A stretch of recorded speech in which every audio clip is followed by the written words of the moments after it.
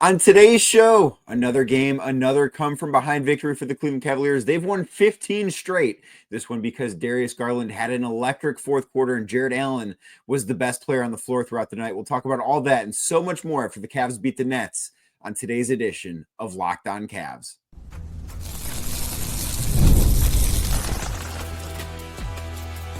You are Locked On Cavs, your daily Cleveland Cavaliers podcast. Part of the Locked On Podcast Network, your team every day.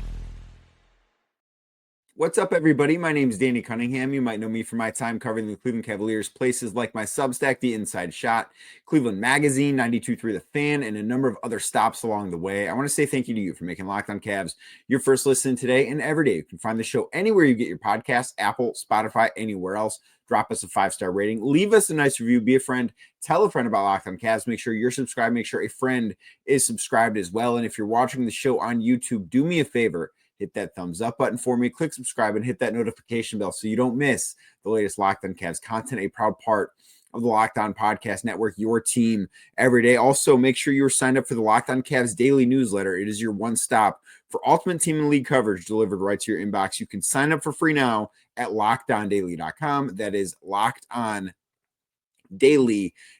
The Cleveland Cavaliers moved to 55-10. That sounds insane to say, but it is true. They are 55-10 on the season after a 109-104 win over the Brooklyn Nets at Rocket Arena on Tuesday night. The Cavs didn't play well. This was sort of the blueprint, I guess, for what the last couple of weeks have been for the Cavs. It's been weird when they've played the good teams. Like they played Boston, and yeah, they fell behind in that game, but for 42 and a half-ish minutes against Boston, they thoroughly outplayed the Celtics.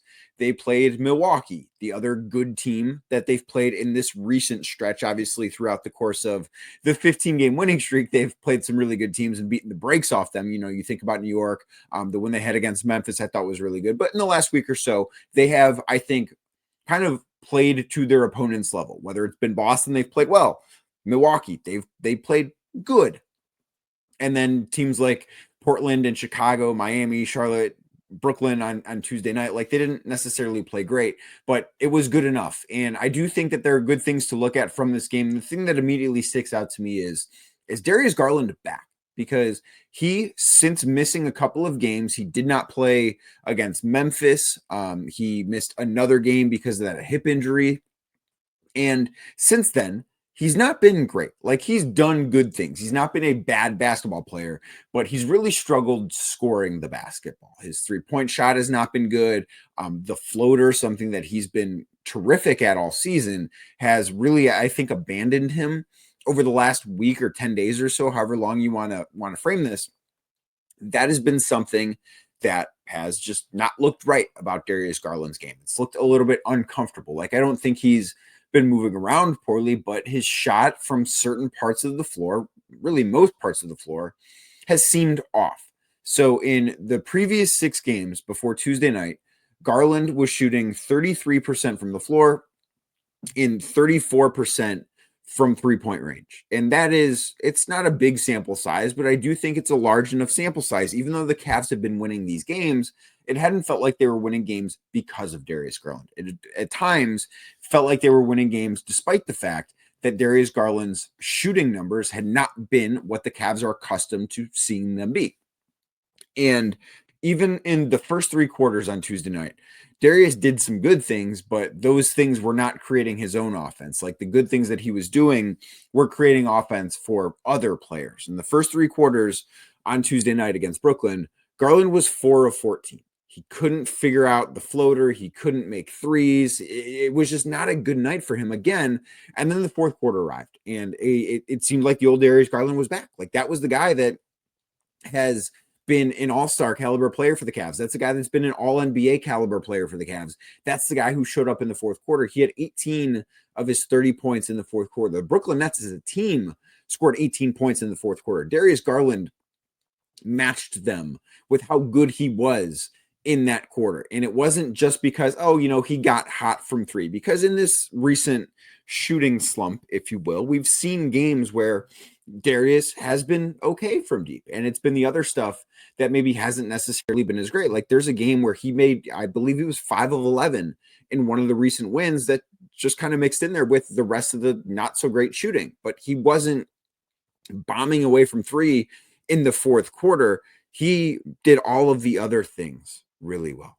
He did everything that you want to see him: get to the rim, push the pace. He hit a mid-range jumper. He hit a couple of floaters. Like, he looked like the guy who's been around for the better part of the season, not the guy that's played the last 6 games for the Cavs.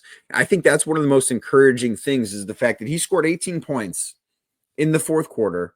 Only 3 of them came from the foul line, which, of course you want to see him get to the free throw line, but I just don't think that's really the point here.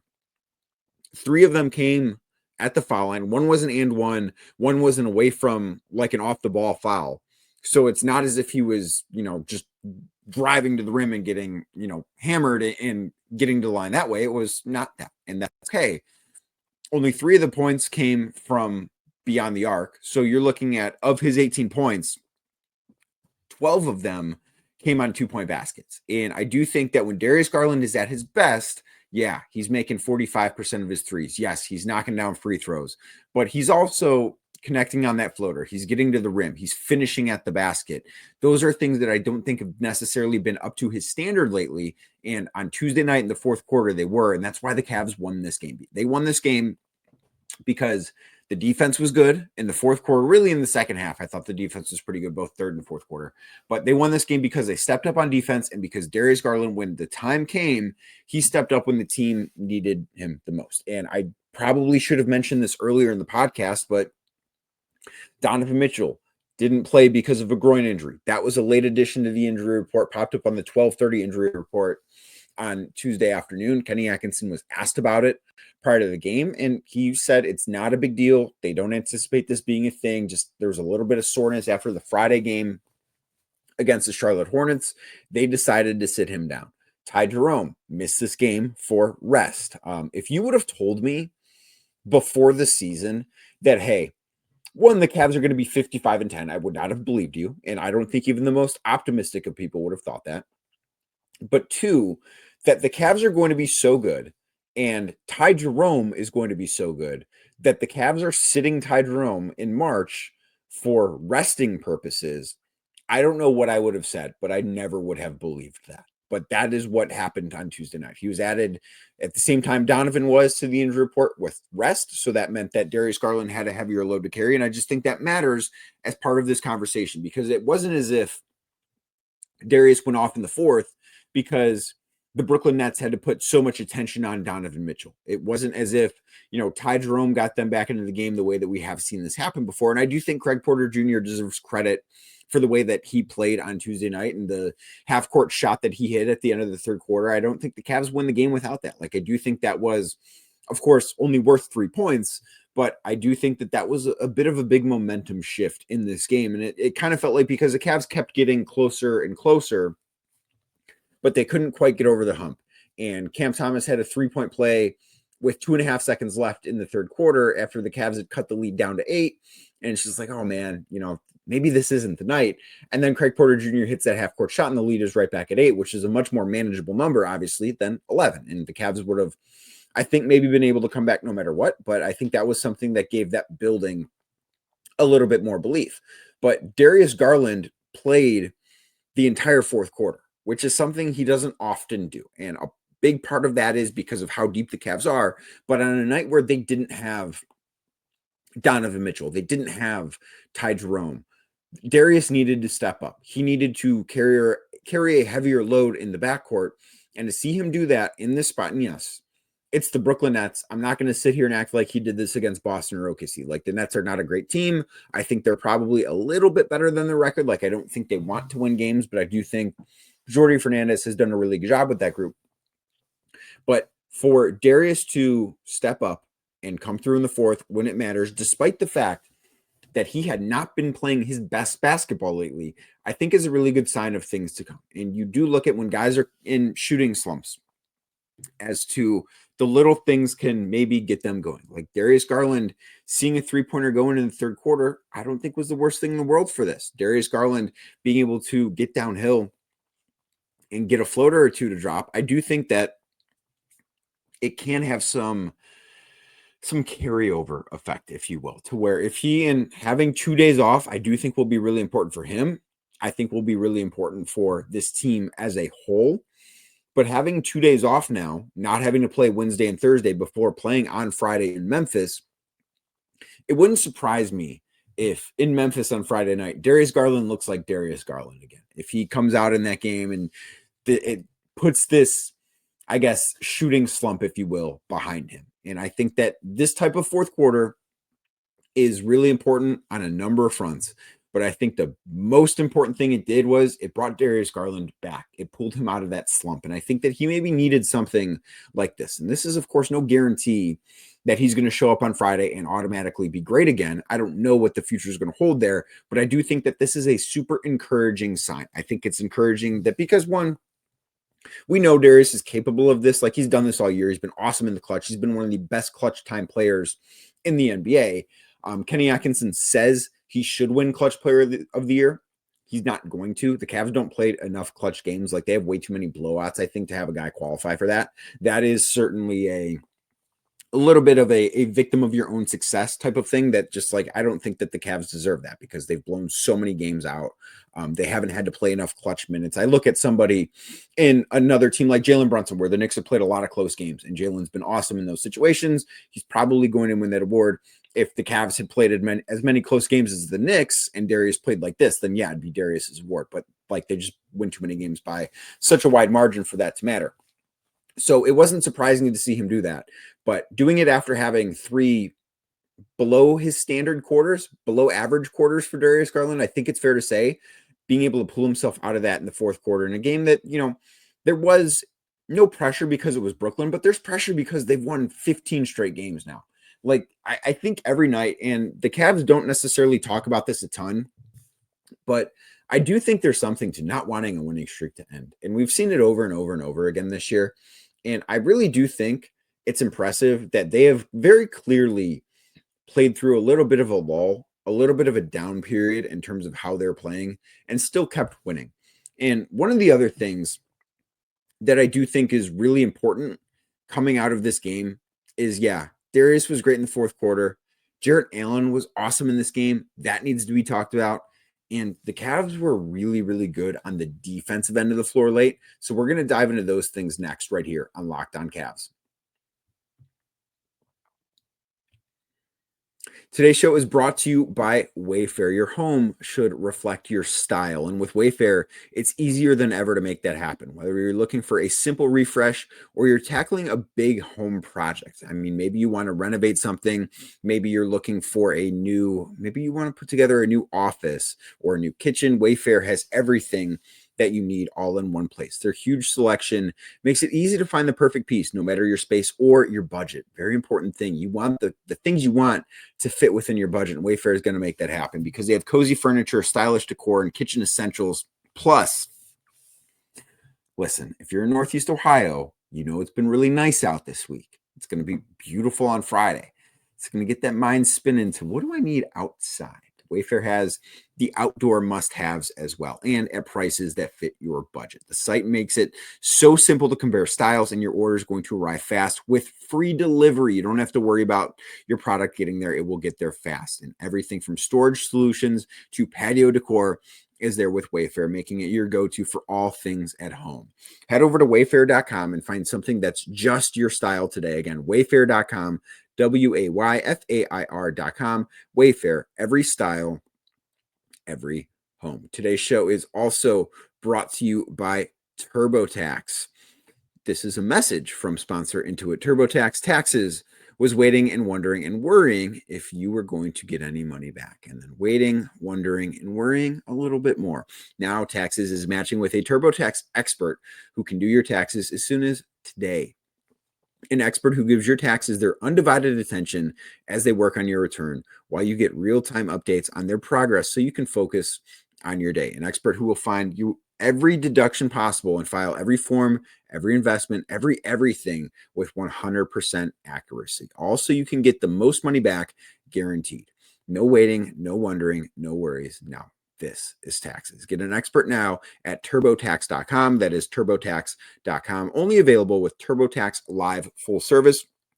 Real-time updates only in iOS mobile apps. See guarantee details at turbotax.com/guarantees. Thank you again for making Locked On Cavs your first listen today and every day. Like I said earlier, you can find the show anywhere you get your podcast, Apple, Spotify, anywhere else. Drop us a 5-star rating. Leave us a nice review. Be a friend. Tell a friend about Locked On Cavs. I thought Jarrett Allen was fantastic in this game. And on a night where they didn't have Donovan Mitchell, I did think that somebody other than Darius Garland needed to step up. And Evan Mobley, I thought, was really, really good too. Allen finished with 23 points, 13 boards, was a +9 in the 34 minutes that he played. And he's very clearly dealing with something right now in his right hand. Like he's had that, it's been taped up, I guess is probably the best way to say it. It's not like he's wearing a brace, but it has been taped up for the last several games. And Jarrett has not missed any time. He's played every game and he does want to play all the 82 games. It's something that is important for him. And he talked about that after the game on Tuesday night and wants to be available for his team. And he was that. And I thought in this game, there was a moment early on where I posted on social media, maybe not early, like start of third quarter, mid third quarter, probably posted on social media. It felt like Evan Mobley was awesome. Jarrett Allen was awesome. Like those two guys just brought it for the Cavs for their entire 34 minutes that they both played. But nobody else on the Cavs really was. And obviously that looks silly because of how good Darius Garland was in the fourth quarter. But from start to finish, I thought Allen and Mobley were terrific. I thought both ends of the floor, offense, defense, I thought they were really, really great. But Jarrett stepped up on, I think, offense, especially because he scored 23 points. He was 9 of 11 from the free throw line. And you bring up that hand injury that he's dealing with, the fact that he's still able to make 9 out of 11 free throws is something that was really important over the course of this game. He had 3 blocks too. This was just, I thought, a really, really complete game from him. And Darius was the best player in the fourth quarter by a mile. But the game is more than just those final 12 minutes. It's a full 48 minutes. And I thought for the full 48 minutes, Jarrett Allen was the best player on the floor. I thought watching the game felt like that. I think a lot of the stats say that. And I think that the Cavs needed him on both ends because it wasn't just his offense, it was his defense too. And defensively, the Cavs in the second half were outstanding against Brooklyn. Their defensive rating for the second half, and, defensive rating is what defensive rating is in the super small sample size. But for the second half, they had a defensive rating of 89. In the fourth quarter, they had a defensive rating of 75. So what they did, they were able to really step up and clamp down when it mattered. And yeah, Brooklyn made a bunch of threes, and a lot of those came in the first half. They finished 16 of 45 from deep, and that's a number like that's not always going to beat the Cavs. It's only 35%. But when the Cavs lose the three-point battle the way that they did, where they finished the day 10 of 42, they shot 23%. This was the worst three-point shooting game that the Cavs have had all season. They've only shot below 30%, I think 6 times before tonight, and they were 3-3. So they're actually 4-3 now when they shoot below 30%. But this was their worst game. Like, you do not expect to win games in today's NBA where the three-pointer matters so much. And the Cavs don't take more threes than everybody else, but they take more threes than most teams. And they shoot threes better than everybody else. They are the number 1 3-point percentage team in the NBA. So to have a game where they're just objectively pretty off, where they're not good from deep, where nobody is able to connect, like Sam Merrill, who's been awesome since the All-Star break, really since the month of February started. He's been really good. He was 1 of 6. Dean Wade 1 of 4. Craig Porter Jr. 1 of 3. Max Strus 2 of 9. Darius Garland 3 of 11. Like, nobody had a good night shooting the basketball. Javonte Green made the only 3 he took. So that's your guy. But they didn't shoot the ball well. And when that happens, you have to find other ways to win. And I think one of the best parts about this Cavs team, and I do think this is a pretty obvious thing to see when they've won 55 of their first 65 games, is they can win in so many different ways. Because of how good they've been offensively all season long, where they've been the number 1 offense in the NBA, basically wire to wire. They've been able to win on that end of the floor more often than not. We've seen games, and there's a few that I could pick out, like the game in Denver. They won 149 to 135. They didn't play a lick of defense in that game, but they were so good offensively, it didn't matter. They do know that when they're feeling it offensively, when they are really clicking on all cylinders on that end of the floor, they can outscore anybody. They can win a game by scoring 145 points in regulation. Like when the offense is at its peak, they're capable of doing that. But the offense is not always going to be at its peak. And I think that was very clear on this night where they could not shoot the basketball. You have to, and great teams do this, and the Cavs very clearly are this. They very clearly are a great team. Great teams find ways to win games in more ways than just one.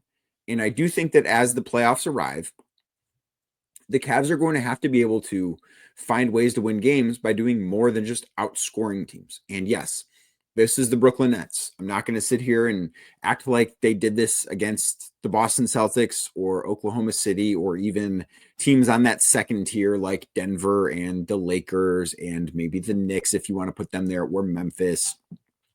They didn't do it against a good team, but they still did it. And that is one of the things that does matter, is that they are able to do this, that they can prove to themselves a little bit, hey, we can win in more ways than just what we do offensively. We can win defensively. And they should be able to say that because they have the guy in Evan Mobley who's probably going to win Defensive Player of the Year. Jarrett Allen's a great defender. This team has a lot of really good defenders, and I think they have, for the most part, underachieved this season on that end of the floor. Like, I think that they should be a no doubt top 5 defense, and they haven't been. And part of that is because they're trying different things. So I do understand that to an extent. But I think that showing this, especially at this point in the season, that, yeah, when push comes to shove, they can lock down the way they need to lock down. That's something that matters. They allowed 23 points in the third quarter. They allowed 18 points in the fourth quarter. Those are great numbers. Like, that is something. When you hold an NBA team to 41 points in the second half, you're going to feel really, really good about your chances. And the Cavs needed to step up on defense because of how poorly they were shooting the basketball. So to do that, like, we can talk about how great Darius Garland was, and we did talk about that, and he was fantastic. But the Cavs don't come back from down 18 points unless they play great defensively. Like, that is where it started. It started with the fact that they were able to string together stops. When we talk about the Cavalanches, and I don't think that there was a Cavalanche in this game necessarily, but when we talk about Cavalanches, it all starts with defense. It doesn't start with offense.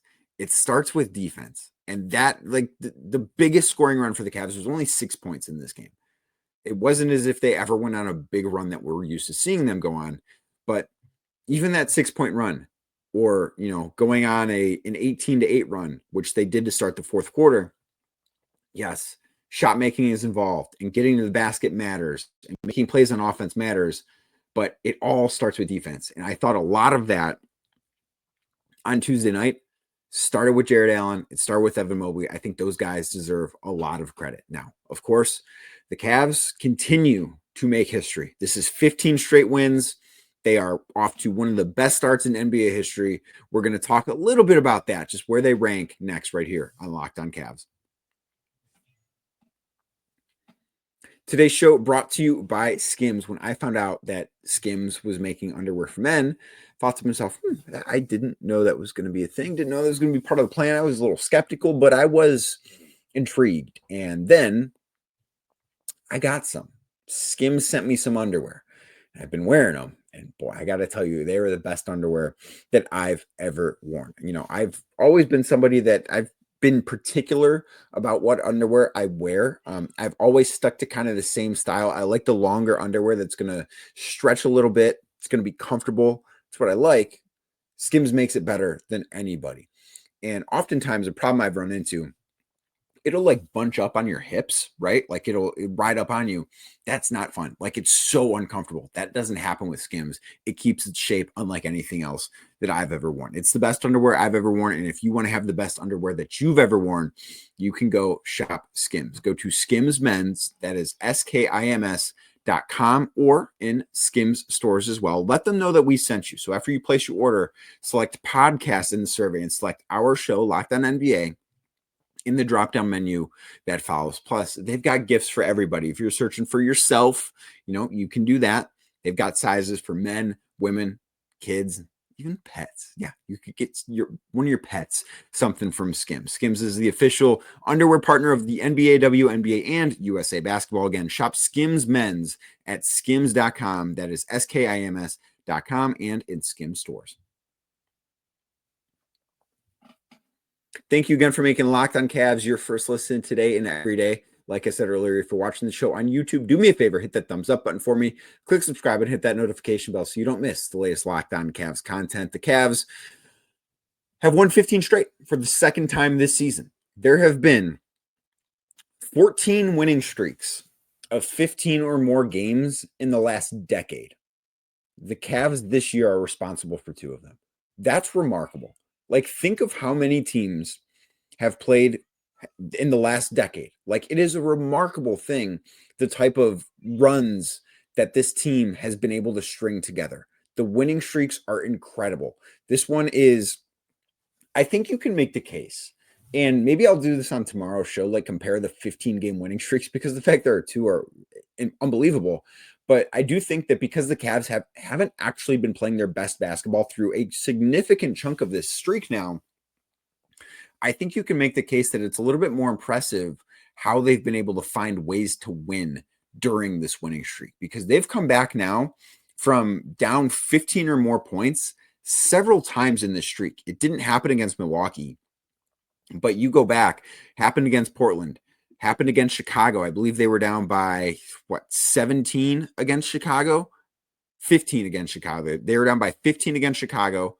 They were down against Miami pretty big. They were losing that one by 7, so not as big, but they've come from behind in several of these games. They were down 9 points against Charlotte. Like that to me, I do think is a really impressive thing, even if it's not ideal to have to work your way back in every game. The Cavs are the 7th team in NBA history to win 55 of the first 65 games. Of the previous 6, 4 of them won the title. The 2 that didn't played during the 2015-2016 season, the Golden State Warriors and the San Antonio Spurs. Like, those 2 are the exception to the rule. Does this mean the Cavs are going to win the title? No, but I mean, it puts them in company where typically if a team does this, team wins the title. Like, that's just how rare this is. And it's remarkable how it's remarkable what this season has been, truly. Like, I do think it at times, because I think that for fans, games like Tuesday night against Brooklyn can probably be pretty frustrating, where the team just very clearly doesn't have the proper energy level early on, isn't hitting shots, isn't playing great defense. Like, Brooklyn's offense in the first half they made a lot of threes, partially because they got a lot of really good looks. Like, I just didn't think the Cavs had a good defensive first half, and then the second half they were great. So I get how that can be frustrating, but I do think that just watching this team, they feel inevitable. They were down big, and it never felt like this game's over, like it's out of reach. Like, it hasn't gotten to that point. I think that's crazy. Another thing too, this was the 6th game, I believe, that Donovan Mitchell did not play in this year, or the 5th game. The Cavs have not lost a game that Donovan has not played. Now, of course, they only have 10 losses on the season, so it's not like that is some incredible thing that, oh yeah, like they haven't lost without him. But I do think it speaks to the strength of this team, being how many guys they have that are able to contribute. This was very easily a game they could have lost, and they found a way, and they find a way to win when Donovan's not available, when Darius is not available, when Evan has not been available. And of course, there's not a ton of those examples, because those guys have been very healthy and they've played, and you hope that continues. But I do think that speaks to just when somebody's out, there's always somebody able to pick up the slack. And when somebody's not having a great game, there's always somebody that's able to pick up the slack. And I think that's one of the really special things about this Cavs team. One other thing I wanted to touch on today, looking at the postseason picture, the Cavs are going to be the 1 seed. They clinched the Central Division title. There was no champagne celebration in the locker room. This isn't baseball. But they clinched the division title on Tuesday night. They're going to be the 1 seed. They have an 8.5 game lead, I believe it is, as I record this right now on Tuesday night. I believe it's 8.5. It might be 8, but it's like they're just not going to, their magic number to clinch the number 1 seed in the Eastern Conference is down to 10. So they're going to be the top seed in the East. Whoever they play in the first round, it's going to be a very short series. Those teams are not good. Those teams have no chance. The second round will be interesting. And I really think at this point, it's going to be one of Indy, Milwaukee, or Detroit. Those three teams are all functionally tied right now. Milwaukee and Indy are they have the same record, but they're percentage points ahead of Detroit in the standings. Detroit has played, I believe, a couple of less games. Let me look to just double check. Detroit. Okay, no. So Milwaukee and Indy both have 18 games left. Detroit only has 16 games left. But they're all functionally tied. They're all 18 and a half games behind the Cavs right now. I think it will be very interesting to see who really fights for 4 and 5 versus 6. And because the Cavs have not done it in the postseason, and all three of those teams are going to feel like they can win a first round series, whether it's against one of each other or the New York Knicks. I do think the teams think that the Knicks are pretty beatable. Teams are going to want to be in the 4-5 slot because teams are not going to respect the Cavs the way they should be respected because the Cavs haven't done it in the postseason yet, and the Boston Celtics have. And Boston's really, really good. They've not shown in the regular season that they're at the level of the Cavs. I do think that they deserve the benefit of the doubt because of what we've seen from them last year and the fact that they're the champions. Like, they deserve to be in that conversation because of that. If that didn't happen, I don't think that the conversation is what it is, but that's the reality we live in. I think teams are going to prefer to avoid Boston. I think if you asked Milwaukee, Indy, Detroit, who would you rather play in the second round? Boston or Cleveland? They'd probably all pick Cleveland because Cavs haven't done it before. That said, I don't think any of those teams really has a wide avenue to beat the Cavs, but it will be interesting to see who they end up facing in the second round. I think that's a really interesting race to watch. Of those three teams, Detroit has the most difficult schedule, despite the fact they have the fewest games. They still have to play the Cavs again. They still have to play OKC again twice. They have not played OKC at all. They have to play the Knicks again, Memphis. They do have 2 games with the Bucks that are the last week of the regular season. Those could be 2 really important games. Milwaukee has the second toughest schedule in the Eastern Conference. It's really, really close. It's like a percentage point between them and Detroit. And then Indy has the 7th toughest schedule. So if you're betting, I would think Indy's probably going to be the team that finishes in 4th. Because, too, when you look at the difficulty of their schedule, they've got OKC, they've got Denver, the Lakers, the Bucks. They play the Wolves twice. They play the Cavs twice. But the games against the Cavs are the last game of the regular season and the third to last game of the regular season. I do think that there's a pretty solid chance that the Cavs are not playing regulars in that game. Like, I just don't know that they're going to necessarily care about winning those games.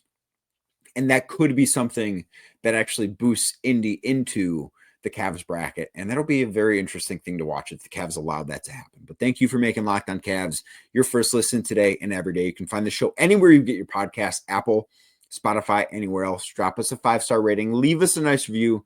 Be a friend. Tell a friend about Locked On Cavs. Make sure you're subscribed. Make sure a friend is subscribed as well. If you're watching the show on YouTube, do me a favor. Hit that thumbs up button for me. Click subscribe. Hit that notification bell so you don't miss the latest Locked On Cavs content. I will be back tomorrow talking about the best team in basketball.